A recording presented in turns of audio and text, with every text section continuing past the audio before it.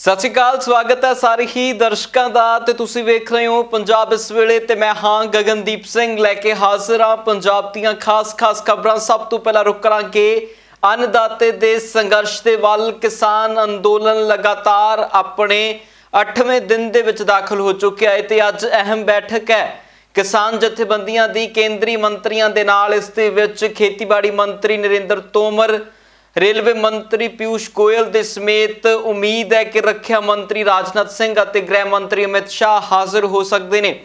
किसान जथेबंदियां दे नाल अज दी अहम बैठक है, जिस बैठक दे विच चर्चावां बहुत खास ने क्योंकि किसान जथेबंदियां ने इस दे विच अपने वल्लों तैयार किए गए एक खरड़े नूं भी पेश करना है, जिस खरड़े दे उत्ते गलबात होनी है इस मीटिंग दे विच। उधर इस मीटिंग दे विच जेकर अमित शाह हाजिर हुंदे ने ते राजनाथ सिंह हाजिर हुंदे ने तां वड्डे ऐलान होने की भी उम्मीद है, क्योंकि वड्डे पद्धर के उत्ते इस मीटिंग के उत्ते सब दी निगाहां टिकियां हुई ने ते अज की मीटिंग का ऐलान तकरीबन पिछली मीटिंग तो बाद ही हो चुका सी। 13 नवंबर नूं जदों मीटिंग हुई सी उस तो बाद ही 3 दसंबर की मीटिंग का ऐलान होया सी। हालांकि 1 दसंबर नूं भी मीटिंग हुई है ते अज की मीटिंग दे विच खास चर्चावां होने की बहुत वड्डी उम्मीद है।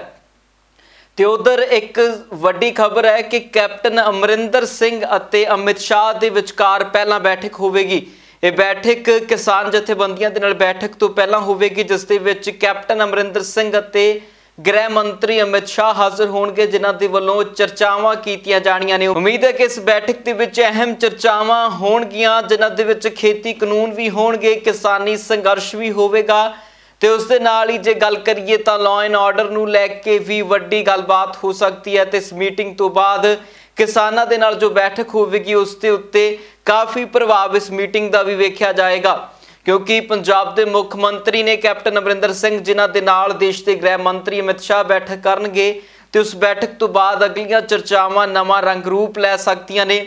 सो अज का दिन बहुत अहम होवेगा पंजाब दे लई, किसानी संघर्ष दे लई, पंजाब दी सियासत दे लई अते आउण वाले दिनां दी केंद्री सियासत दे लई। सो अज दे दिन दे विच वड्डे ऐलान होण दीयां उम्मीदां ने ते किसानी संघर्ष नूं एक नवां रूप भी अज दे ऐलान तो बाद मिल सकदा है, क्योंकि अज बैठक तो बाद अहम ऐलान हो सकते हैं। सो पहला बैठक होवेगी कैप्टन अमरिंदर सिंह अते अमित शाह दे विचकार, उस तो बाद किसान जथेबंदियां दे नाल केंद्रीय मंत्रियों की बैठक। उम्मीद है कि अमित शाह कैप्टन दे नाल मीटिंग करन तो बाद किसानां दे नाल मीटिंग दे विच हाजिर हो सकते हैं। 3 दिसंबर को किसान यूनियन के लोग आने वाले हैं और वो अपने बिंदुओं पर चर्चा करेंगे। जब उनके बिंदु आएंगे तो उस पर सरकार अपना पक्ष रखेगी, वो अपना पक्ष रखेंगे। देखते हैं कहां तक समाधान हो सकता है। सर, देश में दिल्ली तो पूरा जेल में तब्दील हो चुका है। आज 7वां दिन है, कल 8वां दिन हो जाएगा। कल भी नहीं उठेंगे तो 8 दिन में तो दिल्ली की बुरी हालत हो जाएगी। सर, उसको लेकर क्या सरकार के पास कोई प्लान भी है? नहीं, मैं दिल्ली के लोगों से भी आग्रह करता हूं कि वो संयम का परिचय दें और उनकी तकलीफ है ये, इसका एहसास सरकार को भी है और किसान भाइयों को भी मैं पहले भी अनुरोध करता रहा हूं कि आंदोलन का रास्ता छोड़कर वो चर्चा से ही हल निकालें। और चर्चा तो चल ही रही है और हमारी कोशिश है कि जल्दी समाधान हो जाए। सर, आपने इतनी चर्चा की है, किसानों ने कुछ तो बिंदु बताए होंगे जिन पर आप लोग भी विचार कर रहे होंगे कि ये हो सकते हैं या नहीं? देखिए, चर्चा हुई है, कुछ विषयों पर चर्चा हुई है, लेकिन जब तक क्लॉज वाइज क्लॉज एक्ट पर चर्चा न हो और वो एक्ट कैसे किसानों के विरुद्ध है, उसका कौन सा क्लॉज विरुद्ध है, वो तभी तो दिशा आगे बढ़ेगी ना। और राज्यों में भी सर ये फैलता जा रहा है आंदोलन। और नहीं, मैं सभी किसान बंधुओं से आग्रह करना चाहता हूं कि ये रिफॉर्म किसानों के हित में है और लंबे समय के इंतजार के बाद ये रिफॉर्म आए हैं। इनमें किसानों का हित है, लेकिन किसानों को कहीं भी आपत्ति है तो सरकार उनको सुनने के लिए, उस पर विमर्श करने के लिए, उसका निराकरण करने के लिए पूरी तरह तैयार है। इसलिए आंदोलन का रास्ता किसी को अख्तियार नहीं करना चाहिए। आंदोलन से जनता को भी तकलीफ है। उधर किसान जथेबंदियां की गल करिए तो जथेबंदियां ने बैठक करन तो पहला एक प्रेस कॉन्फ्रेंस की है, जो बीते दिनी दिल्ली के धरने के दौरान की है। इस प्रेस कॉन्फ्रेंस के विच कुछ अहम गल्लां ने जो किसान जथेबंदियां दे वल्लों सामने रखियां गईयां ने, जिस दे विच एक मुख मंग ते ऐलान है किसान जथेबंदियां दा कि जेकर किसान कानूनां दे उत्ते गलबात करनी आ तां एक विशेष सैशन सद्दिया जावे पार्लीमेंट दा, जिस दे विच इन्हां सारे खेती कानूनां नूं रद्द कीता जावे। सो ये अहम मंग है ते ऐलान भी नूं कह सकदे हां जो किसान जथेबंदियां दे वल्लों कीता गया है। ते नाल ही अज दी मीटिंग दे बारे खरड़ा तैयार हो चुका है। किसान जथेबंदियां दे वल्लों खरड़ा अज पेश होना है, उसके उत्ते ही पॉइंट टू पॉइंट जिहड़ी गलबात अज दी मीटिंग दे विच होनी है। ये 7 या 10 पेज का हम उनको लिखकर भेज देंगे। सरकार की मर्जी है कि हमारी बात माने, अगर नहीं मानेंगी तो ये आंदोलन जो उनको हमने बताया है कि हमारा आंदोलन ऐसे ही जारी रहेगा।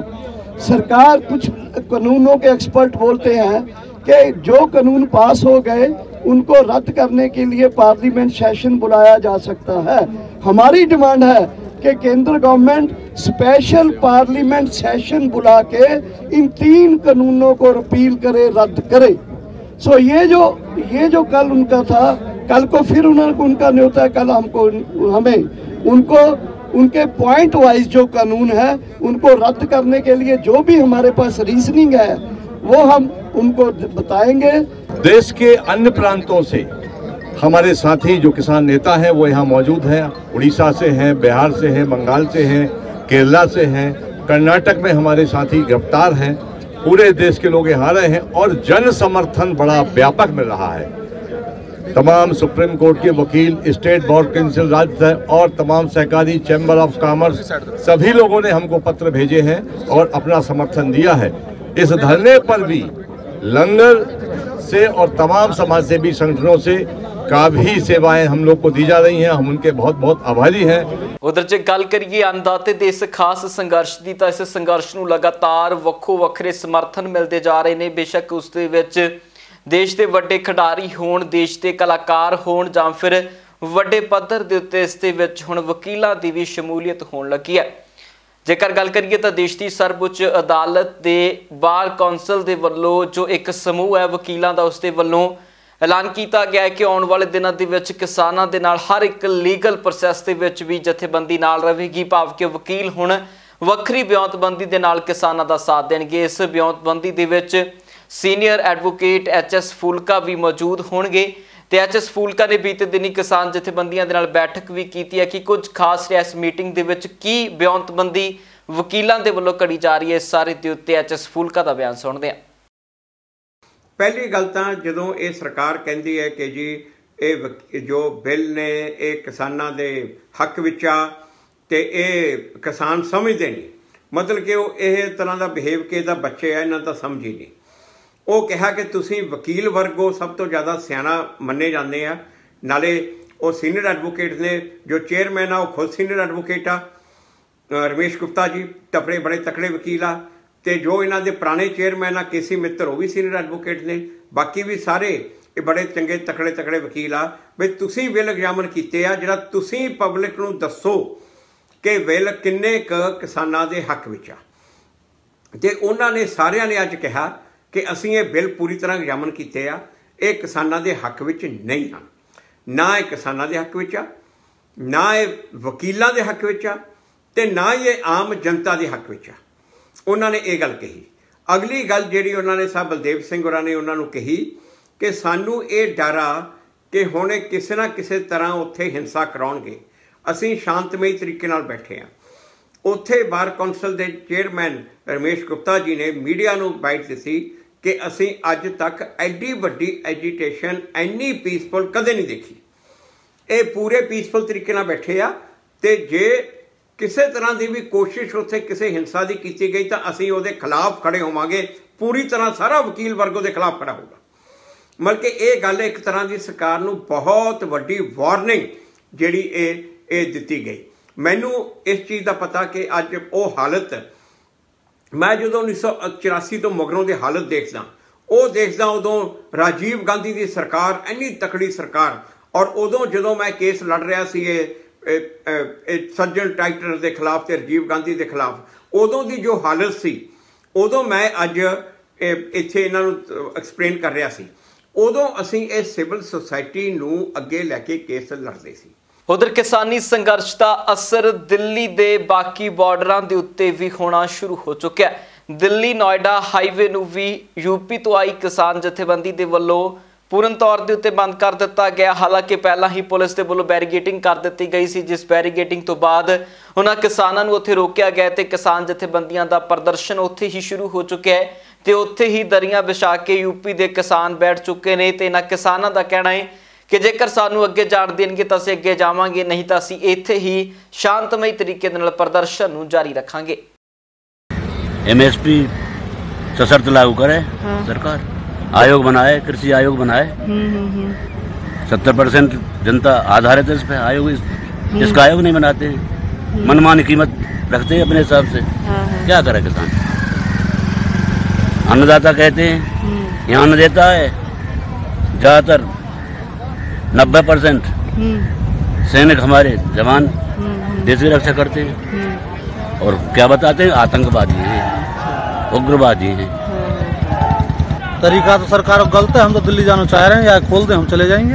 हमने तो बंद किया, हम तो बैठे हैं अपनी पल्ली तरफ। जंतर मंतर जाना चाहें वहाँ हुए धार्मिक, सरकार ने बंद किए हो तो केंद्र सरकार ने, दिल्ली पुलिस ने। उधर गल पंजाब की करिए तो पंजाब के विचों पहला ही हज़ारां ट्रालियां अते किसान दिल्ली दे वल कूच कर चुके हैं तो पंजाब दे विचों हजे भी यह सिलसिला बादस्तूर जारी है।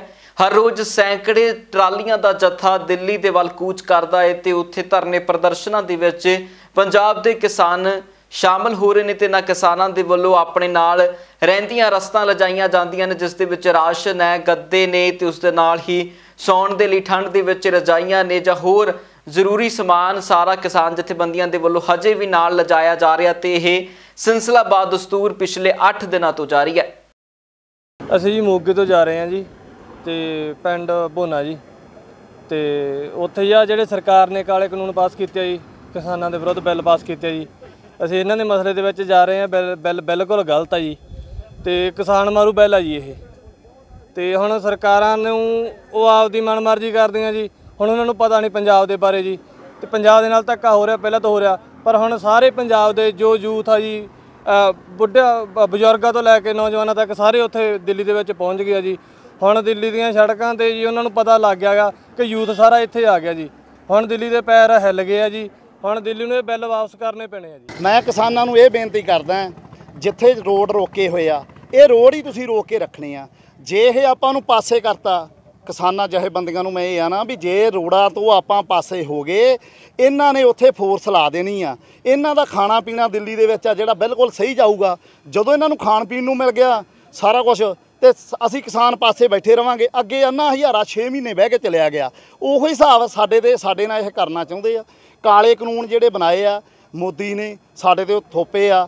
ਅਸੀਂ ਹੱਥ ਜੋੜ ਕੇ ਬੇਨਤੀ ਕਰਦੇ ਆ, ਮੋਦੀ ਸਾਹਿਬ ਸਾਨੂੰ ਤੇਰੇ ਤੇ ਆਸਾਂ ਬਹੁਤ ਸੀ, ਪਰ ਸਾਨੂੰ ਇਹ ਨਹੀਂ ਪਤਾ ਸੀ ਜਦੋਂ ਤੂੰ ਪਹਿਲੀ ਵਾਰੀ ਬਣਿਆ ਉਦੋਂ ਤੂੰ ਸਾਨੂੰ ਕਿਹਾ ਵੀ 15 ਲੱਖ ਰੁਪਈਆ ਮੈਂ ਖਾਤੇ 'ਚ ਪਾਊਂਗਾ, ਉਹ ਵੀ ਤੇਰਾ ਝੂਠ ਨਿਕਲ ਗਿਆ।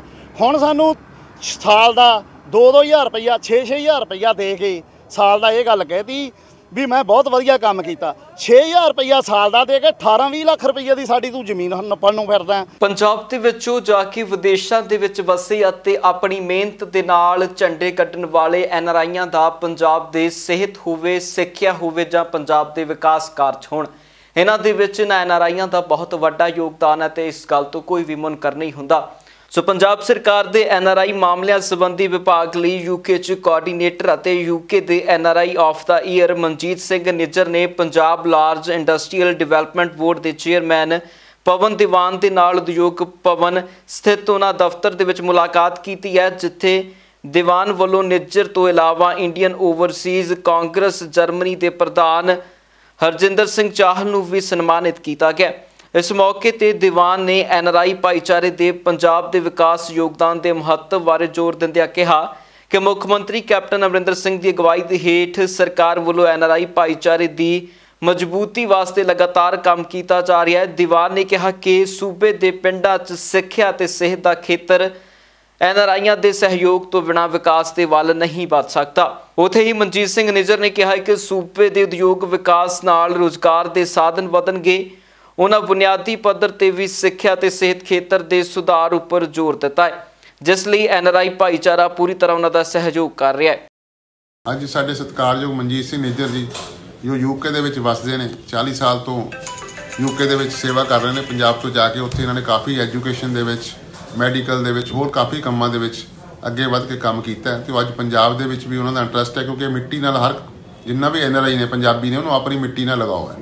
ਤੇ ਮੈਂ ਤਾਂ ਇਹੀ ਅੱਜ ਉਹਨਾਂ ਨੂੰ ਬੇਨਤੀ ਕੀਤੀ ਹੈ ਵੀ ਜਿਹੜਾ ਵੀ ਆਪਣਾ NRI ਭਰਾ ਕਿੱਥੇ ਵੀ ਦੁਨੀਆ 'ਚ ਰਹਿੰਦਾ ਹੈ, ਕਿਤੇ ਵੀ ਦੁਨੀਆ 'ਚ ਵਸਦਾ ਹੈ, ਉਹਨੂੰ ਆਪਣੇ ਪਿੰਡ ਲਈ ਚਾਹੇ ਸ਼ਹਿਰ ਲਈ ਦੋ ਚੀਜ਼ਾਂ ਦਾ ਨੂੰ ਆਪਾਂ ਨੂੰ ਖਿੱਚ ਕਰਨ ਦੀ ਲੋੜ ਹੈ, ਚਾਹੇ ਐਜੂਕੇਸ਼ਨ ਤੇ ਹੈਲਥ।